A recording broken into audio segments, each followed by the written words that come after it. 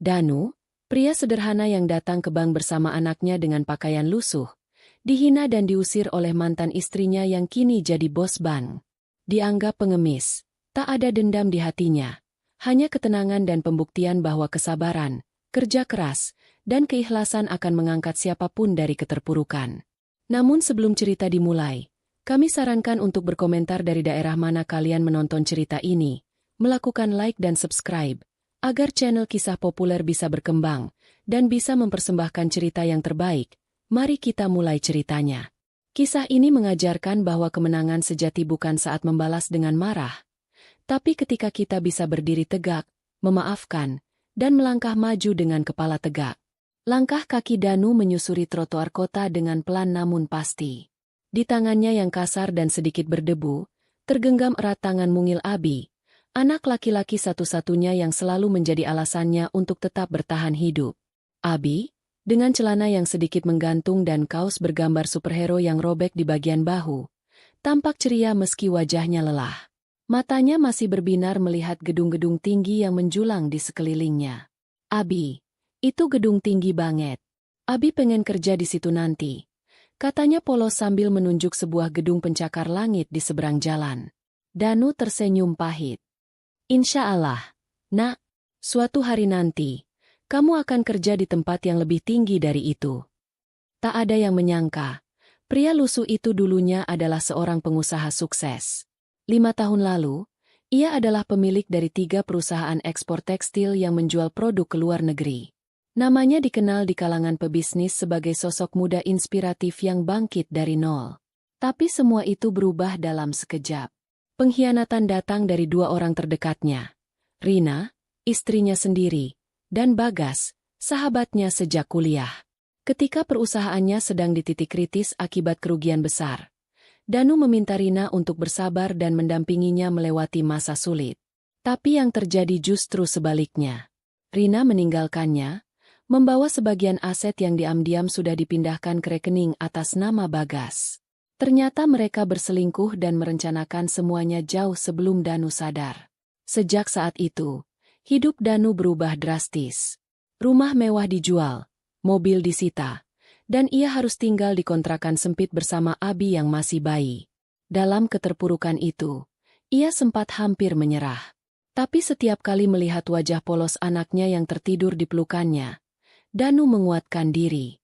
Ia bekerja serabutan, menjadi kuli angkut, tukang las, bahkan pernah tidur di emperan toko hanya agar Abi bisa makan. Kini, setelah 5 tahun menghilang dari hiruk-pikuk kota, Danu kembali. Bukan sebagai pengemis, bukan untuk meminta belas kasihan, tapi untuk menuntaskan sesuatu. Ia berjalan perlahan ke arah sebuah gedung bank besar yang berdiri megah di tengah kota.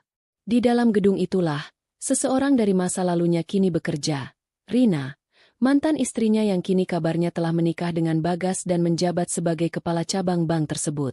Danu menatap gedung itu lama, lalu menunduk ke arah Abi yang kelelahan. Kita hampir sampai, nak. Setelah ini, hidup kita akan berubah. Abi mengangguk, meski belum mengerti sepenuhnya maksud ayahnya. Yang ia tahu, mereka akan masuk ke gedung besar, dan mungkin hari ini akan berbeda dari hari-hari sebelumnya. Saat mereka mendekati pintu utama, orang-orang yang lalu lalang mulai melirik mereka dengan tatapan aneh. Beberapa pegawai bank yang berdiri di luar mulai berbisik, sebagian mencibir. Wajar saja, seorang pria berpakaian lusuh dan bocah kecil dengan kaos robek bukanlah pemandangan umum di tengah kawasan elit perkantoran. Namun Danu tak peduli. Langkahnya tak gentar. Ia sudah cukup kenyang dengan hinaan, cukup kenyang dengan pengkhianatan. Hari ini bukan tentang balas dendam, tapi tentang menunjukkan pada dunia bahwa meskipun seseorang pernah dihancurkan, bukan berarti ia tak bisa bangkit lebih tinggi dari sebelumnya. Dan tanpa ada yang tahu, dalam dompet lusuhnya terselip sebuah buku rekening, dengan angka saldo yang akan membuat siapapun terdiam. Sinar matahari pagi memantul di dinding kaca gedung megah berlantai 10 itu. Di lantai paling atas, di sebuah ruangan dengan desain modern dan mewah, duduklah seorang wanita cantik dengan setelan blazer merah marun yang mencolok. Wajahnya bersih, riasannya sempurna, dan aroma parfum mahal memenuhi ruangan setiap kali ia lewat. Wanita itu adalah Rina Wijaya, kepala cabang salah satu bank swasta paling bergengsi di kota itu. Sebagai pemimpin muda yang karirnya meroket dalam 5 tahun terakhir, Rina dikenal ambisius, tegas, dan sangat menjaga penampilan. Ia tak pernah ragu memecat bawahannya yang terlihat malas atau berpakaian kurang pantas. Tapi di balik citra profesional dan glamornya, ada kisah kelam yang tak pernah ia ungkap. Dulu, ia adalah istri dari seorang pria sederhana yang sempat kaya raya, Danu, mantan suaminya yang kini menghilang entah kemana. "Bu Rina," sapa sekretarisnya melalui interkom. "Hari ini jadwal ibu penuh. Ada meeting dengan investor pukul 11 dan review laporan bulanan jam 3. "Baik, Diana. Pastikan semua rapat disiapkan dengan sempurna," jawab Rina sambil memeriksa kuku barunya yang baru saja dicat di salon langganan semalam. Kehidupan Rina kini serba mewah. Ia tinggal di rumah elit kawasan perbukitan, mengendarai mobil Eropa keluaran terbaru, dan setiap minggu rajin mengunjungi spa atau restoran bintang 5. Suaminya sekarang, Bagas Aditya, adalah pria mapan yang juga seorang direktur perusahaan asuransi. Mereka dianggap pasangan ideal di mata orang luar. Namun tidak banyak yang tahu bahwa hubungan mereka dibangun dari pengkhianatan. 5 tahun lalu, saat Danu bangkrut dan bisnisnya terpuruk karena kerugian bertubi-tubi, Rina merasa muak hidup susah. Ia tak tahan lagi melihat Danu pulang dengan wajah penuh peluh dan pakaian murahan. Ia ingin tetap hidup di puncak. Dan saat itulah Bagas, sahabat Danu sendiri, datang membawa bujuk rayu. Awalnya hanya pertemuan diam-diam. Tapi perlahan, Rina mulai memindahkan aset dan tabungan keluarga ke rekening pribadinya, lalu menggugat cerai Danu ketika pria itu dalam titik terendah. Tanpa rasa bersalah, ia pergi meninggalkan rumah, meninggalkan anak mereka yang masih bayi, dan memilih hidup baru bersama Bagas. "Kalau aku tetap sama dia, hidupku nggak akan begini," gumam Rina suatu sore di teras rumahnya, saat menikmati wine mahal dan memandangi kota dari kejauhan. Ia tak pernah menyesal meninggalkan Danu. Menurutnya, pria itu terlalu lemah untuk jadi suami seorang wanita ambisius sepertinya.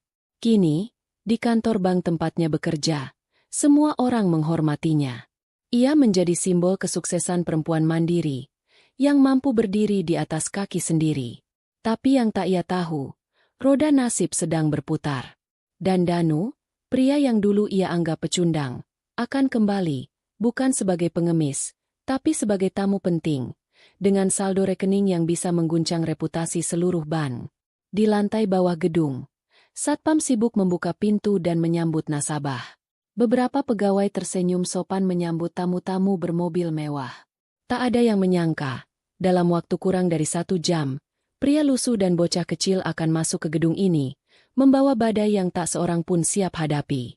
Dan Rina, dia belum tahu bahwa hari ini akan menjadi hari paling memalukan dalam hidupnya.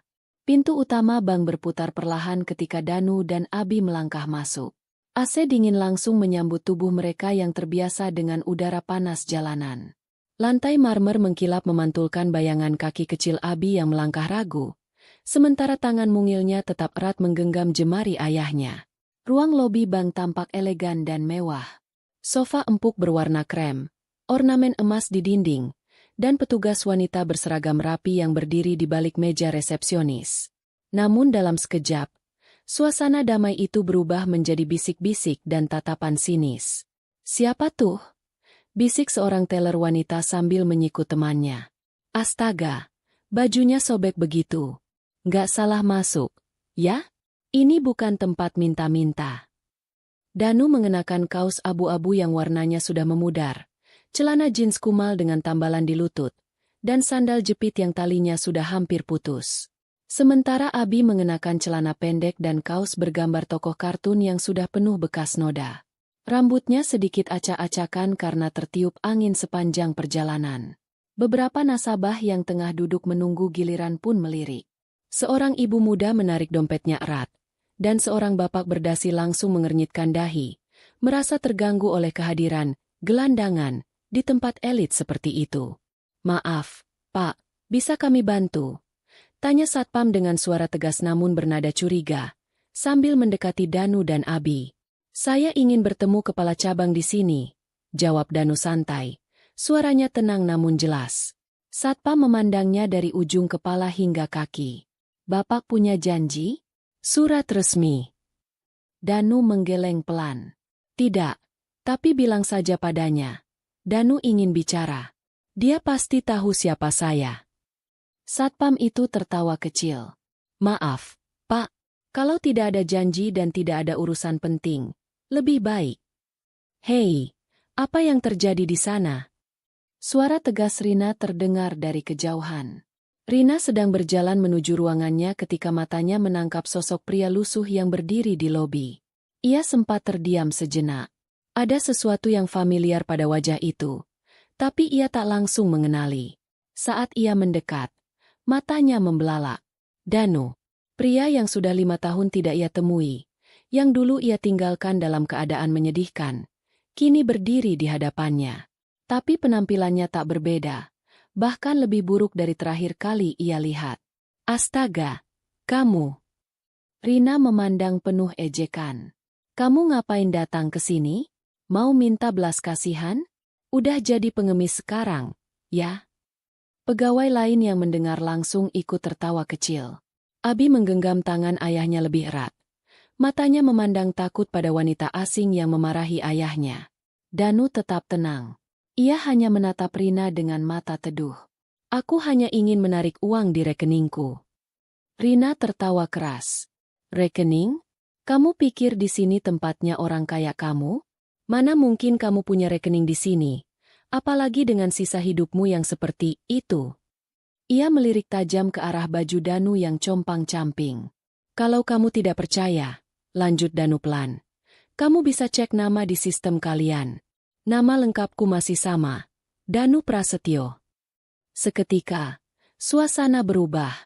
Pegawai mulai berbisik-bisik. Rina sempat ragu. Namun ia tetap memasang wajah sinis. Tidak percaya sedikitpun bahwa pria dekil ini benar-benar memiliki rekening di banknya. Ia menunjuk ke arah pintu. Keluar dari sini sebelum satpam memanggil polisi.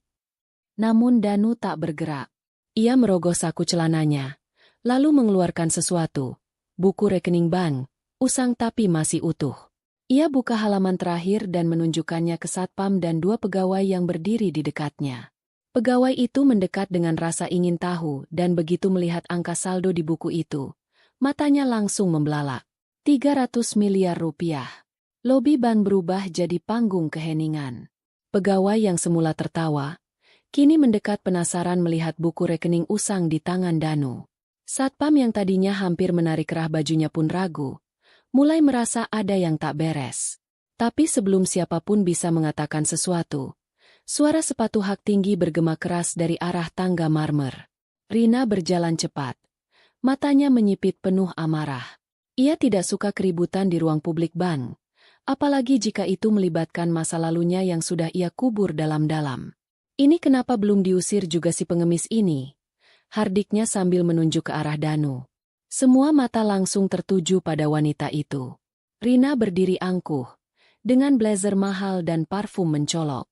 Kontras dengan Danu yang berdiri tenang dengan kaos lusuh, rambut sedikit berantakan, dan abi kecil yang berdiri setengah bersembunyi di balik tubuh ayahnya. Danu menatap Rina dalam diam. Tak ada dendam di matanya. Hanya ketenangan yang anehnya malah membuat Rina semakin geram. Kamu pikir ini tempat minta-minta? Ejek Rina dengan suara keras, sengaja agar semua orang mendengar. Kamu kira cuma karena dulu kamu pernah sukses, sekarang bisa seenaknya datang dengan tampang memprihatinkan kayak gini? Rina mendekat, berdiri tepat di depan Danu, lalu menatap dari atas ke bawah dengan tatapan jijik. Lihat dirimu. Bau. Kumuh. Bawa anak kecil segala. Ini bank, Danu. Bukan tempat penampungan gelandangan. Beberapa pegawai menunduk, malu melihat cara bos mereka mempermalukan seseorang di depan umum. Tapi tak satu pun berani bicara. Sementara itu, Abi mulai gemetar. Tangannya mencengkram lebih erat lengan ayahnya. Matanya mulai basah. Ayah, kita pulang aja, bisiknya pelan. Tapi Danu membelai kepala Abi lembut. Ia menoleh ke anaknya dengan senyum hangat. Sabar ya, nak. Sedikit lagi. Ayah janji ini cuma sebentar. Rina tertawa mengejek mendengar itu. Sebentar apanya? Kamu pikir aku akan biarkan kamu berdiri di sini lebih lama lagi? Satpam, keluarkan dia sekarang juga. Dua orang satpam maju dengan ragu. Salah satunya masih memegang buku rekening yang tadi diperlihatkan Danu. Ia berbisik ke temannya. Ini beneran, saldonya 300 miliar, bro. 300 miliar.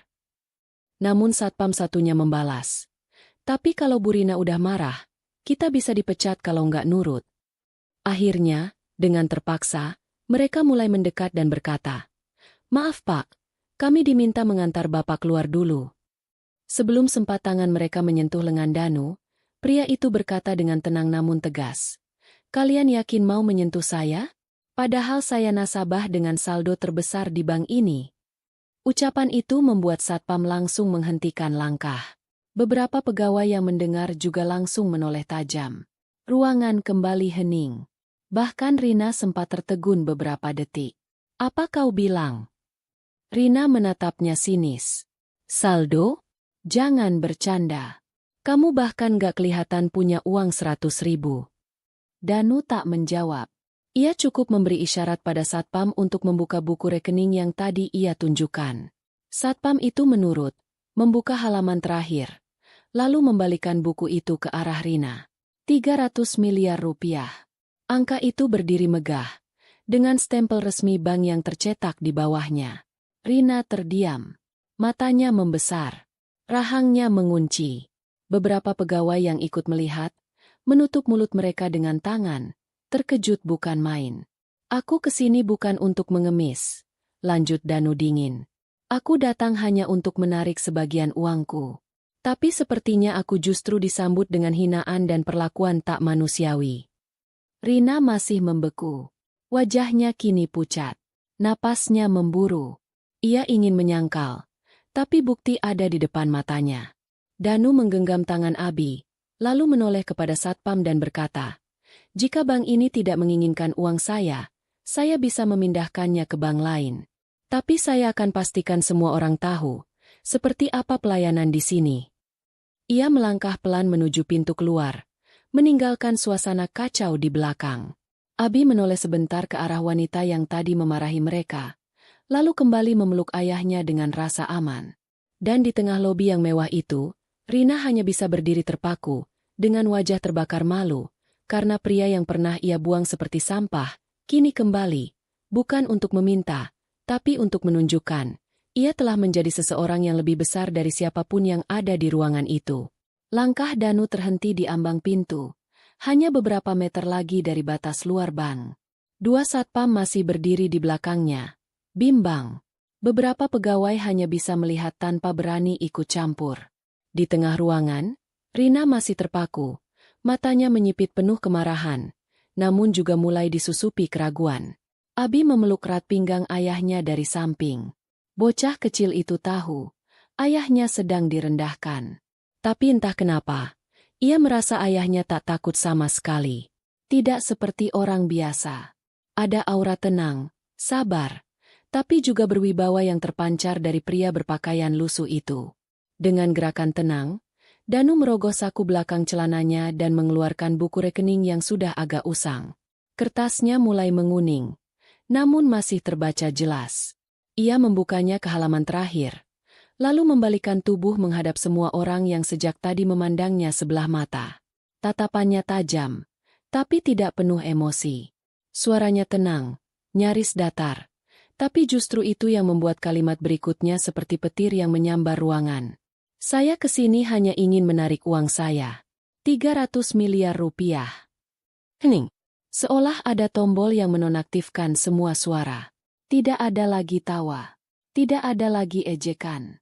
Bahkan langkah satpam pun membeku. Pegawai yang tadi mencibir buru-buru mundur satu langkah. Sementara beberapa lainnya mulai saling memandang dengan ekspresi panik. Rina tertegun. Mulutnya setengah terbuka, tapi tak bisa mengeluarkan suara. Ia menatap buku rekening itu lekat-lekat, seakan ingin memastikan apa yang didengarnya barusan bukan halusinasi. 300 miliar. Gumam salah satu teller perempuan dengan suara tercekat. "Mustahil. kata pegawai laki-laki di belakangnya. Tapi itu buku rekening resmi bank kita. Satpam yang tadi hendak mengusir Danu kini merasakan keringat dingin mengalir di pelipisnya.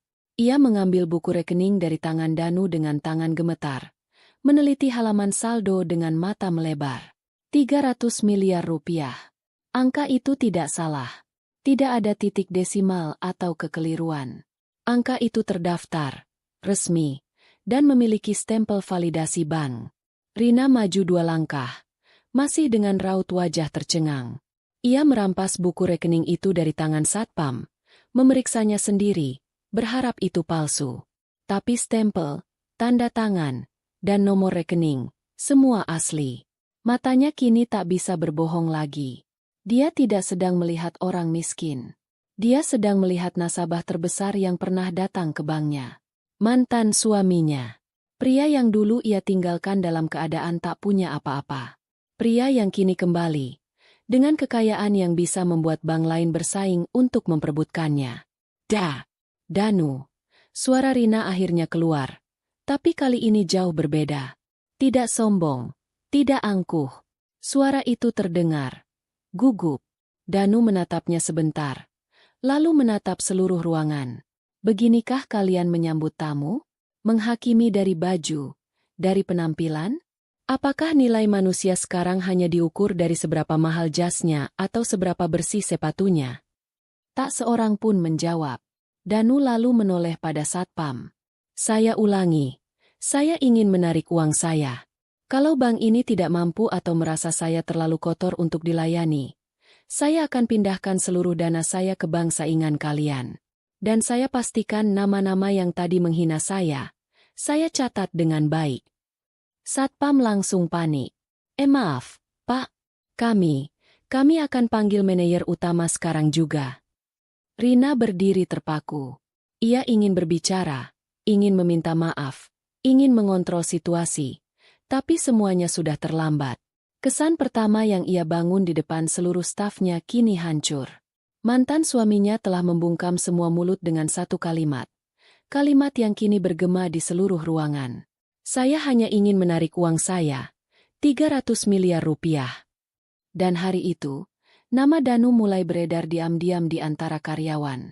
Ada yang langsung mengabari manajer pusat. Ada pula yang sudah mulai menghubungi media karena merasa telah melihat kejadian luar biasa yang akan jadi berita besar esok hari. Masih berdiri di tengah lobi bank, Danu menatap langit-langit gedung tinggi itu, seolah memanggil kembali potongan-potongan masa lalu yang selama ini ia kubur dalam-dalam. Di balik ketenangan wajahnya, tersimpan luka, perjuangan, dan perjalanan panjang yang nyaris tak masuk akal untuk orang sepertinya bisa bertahan, apalagi bangkit. 5 tahun lalu, hari itu hujan turun deras. Danu duduk sendirian di teras rumah kontrakan sempit yang nyaris roboh di pinggiran kota. Abi, yang saat itu masih bayi, menangis tak henti-henti karena kehabisan susu. Danu hanya bisa memeluknya sambil menahan air mata. Ia baru saja kehilangan segalanya. Rumah, mobil, perusahaan, teman, dan istrinya sendiri. Semua usahanya hancur dalam hitungan bulan karena pengkhianatan orang yang ia percaya. Rina dan Bagas bukan hanya membawa kabur uang, tapi juga harga dirinya. Jika aku mati sekarang pun, tak akan ada yang peduli, gumamnya saat itu. Namun tangisan kecil Abi mengusik batinnya. Ada kehidupan yang bergantung padanya. Ada masa depan kecil yang belum tahu apa-apa tentang dunia, yang belum mengenal siapa ibunya, dan yang hanya tahu bahwa ayahnya satu-satunya tempat berlindung. Malam itu, Danu memutuskan untuk pergi merantau ke Kalimantan, mengikuti lowongan kerja kasar di sektor tambang.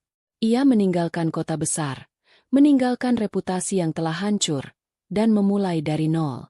Ia menjadi kuli tambang, tidur di barak bersama puluhan pekerja lain, makan seadanya, dan menyekolahkan Abi dengan uang hasil kerja kerasnya.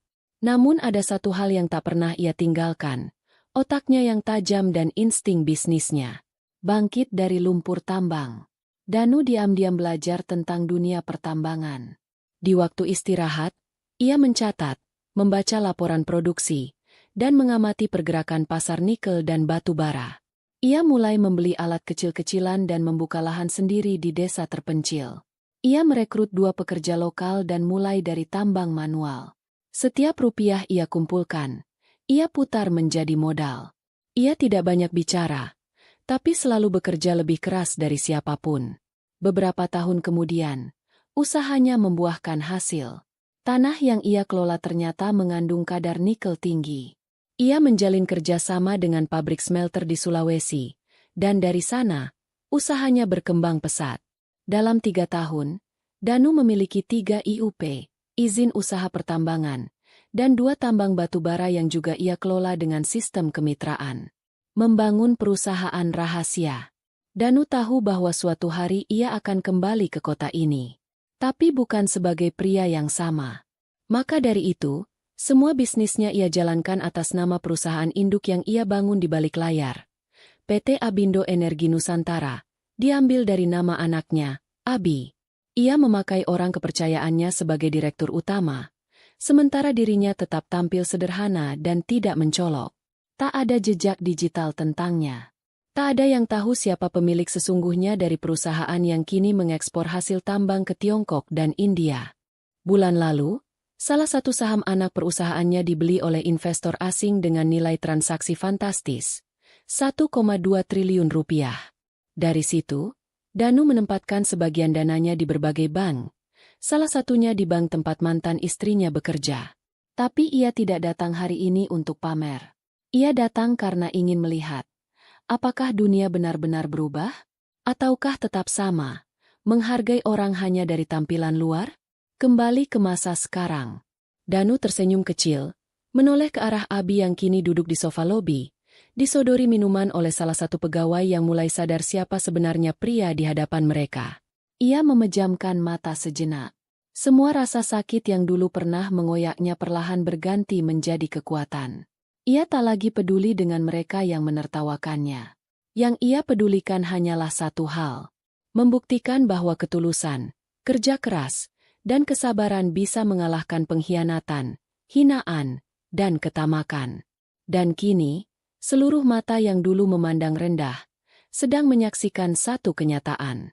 Pria lusuh yang tadi hendak diusir, adalah pemilik perusahaan tambang multinasional. Suasana di dalam bank seperti telah berubah dimensi. Pegawai yang tadinya menyeringai kini hanya bisa menunduk. Para satpam yang awalnya tegas kini berdiri kikuk. Dan Rina, wanita yang biasanya mengatur segalanya dengan penuh wibawa, kini terlihat seperti seseorang yang kehilangan arah. Wajahnya pucat, matanya membelalak menatap angka yang tak mampu ia sangkal. 300 miliar rupiah. Rina, siapa sebenarnya dia? Bisik salah satu pegawai senior di belakangnya. Rina tidak menjawab. Jantungnya berdetak terlalu cepat. Napasnya mulai terasa pendek. Ia seperti melihat hantu dari masa lalu, bukan hanya karena pria itu adalah mantan suaminya, tapi karena pria itu kini telah kembali sebagai raksasa yang tak bisa ia abaikan. Tiba-tiba, suara langkah tergesa dari arah lift membuat semua mata berpaling. Seorang pria berperawakan gagah dengan jas biru tua keluar dari lift dengan wajah panik. Bapak Adrian Santosa, manajer utama regional bank tersebut. Informasi soal saldo Danu telah sampai ke telinganya hanya dalam waktu 5 menit. Lengkap dengan perintah dari kantor pusat. Tangani secara pribadi. Prioritaskan. Apapun permintaan beliau, penuhi. Mana Pak Danu? Tanya Pak Adrian dengan nada sopan tapi cepat. Semua menunjuk ke arah Danu, yang masih duduk tenang di sofa ruang tunggu bersama Abi. Pak Adrian segera menghampiri, dan begitu berada di hadapan Danu, ia langsung membungkuk sopan. Selamat pagi, Bapak Danu Prasetyo. Saya Adrian Santosa, manajer utama wilayah. Mohon maaf sebesar-besarnya atas ketidaknyamanan yang terjadi. Danu mengangguk pelan, tetap menjaga sikap rendah hati. Saya hanya ingin menarik dana. Tapi sepertinya ada hambatan kecil. Pak Adrian langsung menoleh ke seluruh pegawai, termasuk Rina. Saya akan pastikan pelayanan terbaik untuk Bapak Danu. Segera siapkan ruang VVIP dan unit khusus transaksi. Jangan ada yang berani membuat kesalahan kedua kalinya.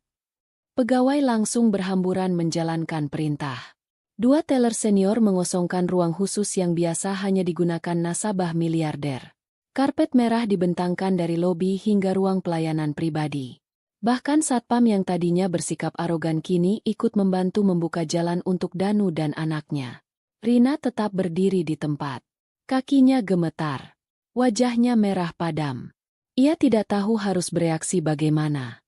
Tadi ia menyuruh pria itu keluar. Sekarang, ia melihat semua orang, bahkan atasannya, berlutut secara simbolik di hadapan mantan suaminya sendiri. Danu berdiri perlahan, menggandeng tangan Abi. Ia melewati Rina tanpa menatapnya. Namun sebelum benar-benar berlalu, ia berhenti sejenak.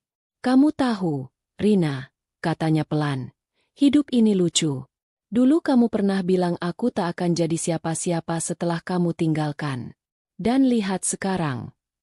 Rina menatapnya dengan mata berkaca-kaca, tapi tak mampu berkata apa-apa. Tenggorokannya tercekat, hatinya remuk. Danu tersenyum tipis. "Terima kasih. Tanpa pengkhianatanmu, aku mungkin tak pernah sampai ke titik ini." Ia melangkah masuk ruang VVIP bersama Abi, sementara pegawai lain menunduk dalam diam. Ruangan itu tertutup pelan, dan hanya keheningan yang tersisa di lobi bank. Bagi banyak orang di ruangan itu, hari itu akan jadi hari biasa. Tapi bagi Rina, hari itu akan menjadi hari terhitam dalam hidupnya. Karena orang yang dulu ia hina dan tinggalkan, kini kembali dengan kekuatan dan kehormatan yang jauh melampaui imajinasinya. Ruang VVIP ban itu terbuat dari kaca buram berlapis anti suara, lengkap dengan sofa empuk, sajian minuman premium, dan pelayanan dari manajer pribadi.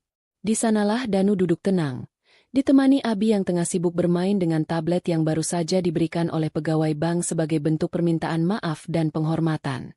Pak Adrian, manajer utama, sibuk melayani segala keperluan Danu. "Bapak ingin mentransfer, menarik tunai, atau mengatur aset, kami siap membantu penuh." Danu tersenyum. "Saya hanya ingin mengambil sebagian dana untuk disalurkan ke yayasan anak yatim dan program beasiswa di desa tempat saya dibesarkan. Dan satu hal lagi," ia menatap Adrian dengan mata tajam namun damai. "Saya ingin seluruh proses ini dilakukan tanpa melibatkan media. Saya tidak ingin dikenal karena uang saya." Pak Adrian mengangguk hormat. "Tentu, Pak. Privasi Bapak adalah prioritas kami." Beberapa menit kemudian, pintu ruangan diketuk pelan. Seorang staf mengintip dan berkata, "Pak, Bu Rina ingin bicara. Apakah Bapak berkenan?" Danu mengangguk pelan. "Biarkan dia masuk." Pintu terbuka, dan Rina masuk dengan langkah pelan. Wajahnya jauh dari glamor yang biasa ia pamerkan. Make-upnya sudah luntur karena keringat dan gugup, dan aura angkuhnya menguap digantikan rasa bersalah yang menyesakkan. "Danu, aku nggak tahu," katanya terbata. Danu menatapnya. Ia tidak berkata apa-apa, hanya membiarkan Rina merasa kikuk dalam keheningan. Rina akhirnya duduk di ujung sofa, jauh dari Danu dan Abi, lalu menunduk dalam-dalam. "Aku salah. Aku menilaimu dari apa yang aku lihat di luar. Aku malu. Aku menyesal. Aku minta maaf," katanya lirih, nyaris tak terdengar. Danu menarik napas dalam-dalam, lalu bicara dengan nada pelan, namun sangat dalam. "Rina, aku sudah melewati hari-hari terburuk. Aku pernah tidak makan selama 2 hari agar Abi bisa minum susu. Aku pernah tidur di emperan toko, pernah dihina, disudutkan. Tapi kamu tahu apa yang paling sakit dari semua itu? Bukan karena kemiskinan, tapi karena aku dijatuhkan oleh orang yang paling aku percaya." Rina mulai menitikkan air mata. "Tapi justru dari situlah aku belajar. Terima kasih. Karena kamu pernah meninggalkan aku. Karena kalau tidak, aku mungkin tidak akan jadi seperti ini. Aku mungkin masih jadi pria lemah yang bergantung pada cinta yang salah." Rina terisak. Kamu gak marah padaku?" Danu tersenyum lembut. "Aku tidak perlu membalas dengan amarah. Hidup sudah cukup adil untuk itu. Kamu dapat yang kamu inginkan dulu. Hidup mewah, pasangan kaya, status. Tapi lihat hari ini. Siapa yang berdiri, dan siapa yang terjatuh? Rina menangis dalam diam. Tak ada lagi kata yang bisa membalikan waktu. Danu tak menyimpan dendam, tapi sikapnya jauh lebih menyakitkan. Ia memaafkan, tanpa memohon perhatian, tanpa berharap kembali. Danu berdiri, menggandeng Abi yang kini berdiri di sampingnya. Ia menatap Rina untuk terakhir kali. Aku tidak datang untuk mempermalukanmu. Aku datang untuk menyelesaikan urusanku. Dan sekarang, aku sudah selesai. Lalu ia berjalan keluar. Dengan kepala tegak, langkah tenang, dan martabat yang utuh. Pegawai bank membuka pintu untuknya dengan penuh hormat. Abi melambaikan tangan kecilnya ke arah pegawai sambil tersenyum. Rina hanya bisa duduk membisu, dengan mata merah dan hati penuh sesal. Ia telah kalah, bukan karena pria itu kaya, tapi karena ia tetap menjadi manusia yang utuh setelah dihancurkan. Langit mulai mendung saat Danu dan Abi berjalan keluar dari gedung bank. Udara terasa lebih ringan setelah semua proses selesai. Bagi Danu, hari itu bukan hanya hari penarikan uang, tapi hari penarikan harga diri yang pernah terinjak-injak. Abi menggenggam tangan ayahnya erat sambil bertanya polos. Abi, kenapa tante tadi menangis? Danu tersenyum. Kadang orang dewasa menangis karena mereka menyesali sesuatu yang tak bisa diulang. Namun langkah mereka terhenti di pelataran depan. Rina muncul dari pintu kaca, berlari kecil tanpa peduli lagi pada pegawai bank atau statusnya sebagai kepala cabang. Wajahnya basah oleh air mata. Make-up-nya sudah luntur. Tapi ia tak peduli. Yang ada hanya rasa sesak yang menumpuk, karena pria yang dulu ia buang, kini berdiri lebih tinggi dari siapapun yang pernah ia kenal. Danu, tunggu. Danu menoleh. Rina berdiri di hadapannya, mengatur napas, mencoba menemukan kata-kata yang bisa menyelamatkan harga dirinya. Aku tahu aku salah. Aku sudah terlalu lama dibutakan oleh ambisi dan ego.